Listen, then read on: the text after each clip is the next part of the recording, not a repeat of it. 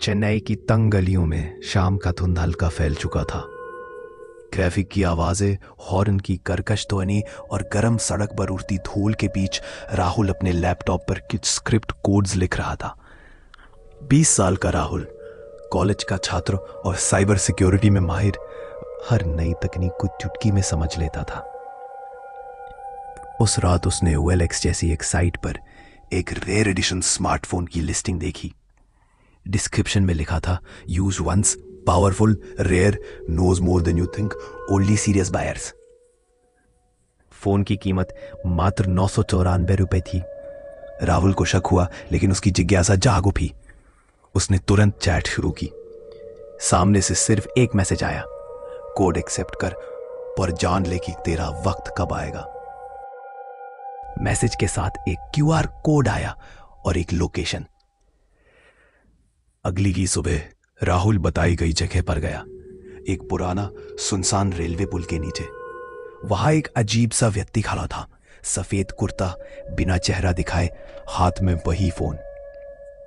राहुल ने जैसे ही फोन हाथ में लिया, वो व्यक्ति हवा में धुएं की तरह गायब हो गया। डर तो लगा, पर राहुल ने खुद को समझाया, शायद ये कोई स्टंट था।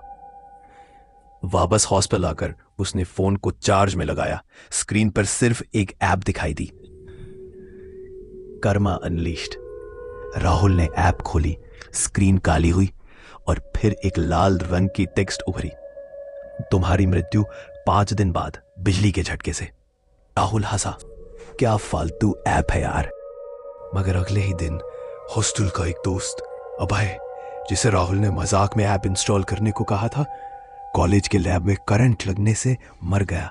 वही तारीख, वही तरीका। राहुल का दिल धड़क उठा।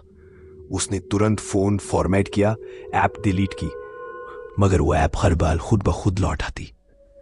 परेशान होकर राहुल ने इंटरनेट खंगाल डाला।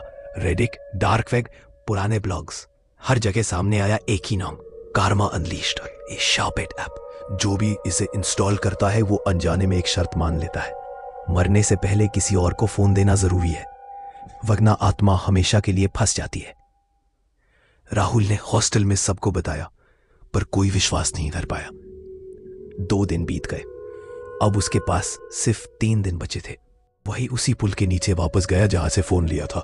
वहां कोई नहीं था, सिवाय एक अधजली डायरी के। डायरी में लिखा था, मैं अर्जुन हूं, वही जिसने ये फोन सबसे पहले पाया। मेरी मौत ऐप ने 6 दिन पहले बताई थी, पानी में डूबने से। मैंने विश्वास नहीं किया, लेकिन जब मेरे कमरे की छत से पानी टपकने लगा और पूरा फ्लोर बाढ़ में डूब गया, तब समझ आया कि इस ऐप को टालना नामुमकिन है।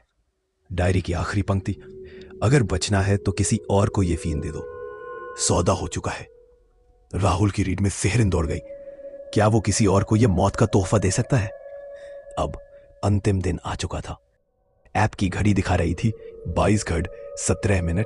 सिर पर बारिश शुरू हो चुकी थी। हॉस्टल की छत पर राहुल खड़ा था और फोन उसके हाथ में चमक रहा था। बिजली कड़की और फोन की स्क्रीन पर एक चेहरा उभरा। वही विक्रेता, अब डरावना, काले गड्ढों जैसी आंखें, मुंह से राख निकलती हुई। तू सौदा नहीं निभाएगा तो तेरी आत्मा मेरी जगह लेगी। राहुल चीखा, नीचे दौड़ता हुआ गया और अपने सबसे करीबी दोस्त अजय के पास पहुंचा। भाई, ये फोन रख ले, इसमें AI गेम है। अजय, जो हमेशा नई चीजों में दिलचस्पी लेता था, हंसते हुए फोन ले लिया। जैसे ही अजय ने फोन हाथ में लिया, ऐप खुल गई और एक नया टाइमर शुरू हो गया। राहुल की स्क्रीन अब खाली थी। वो बच गया था, सांसें तेज, दिल बेकाबू, पर जिंदा। पर तभी राहुल के कमरे में उसकी डेस्क से धीमी आवाज आई, अब तू वही बना जो मैं था, सौदा पूरा हुआ। राहुल ने पीछे देखा, उसके आईने में वही अंधेरी आंखों वाला चेहरा अब उसका अपना चेहरा बन चुका था। अंत या फिर एक नई शुरुआत।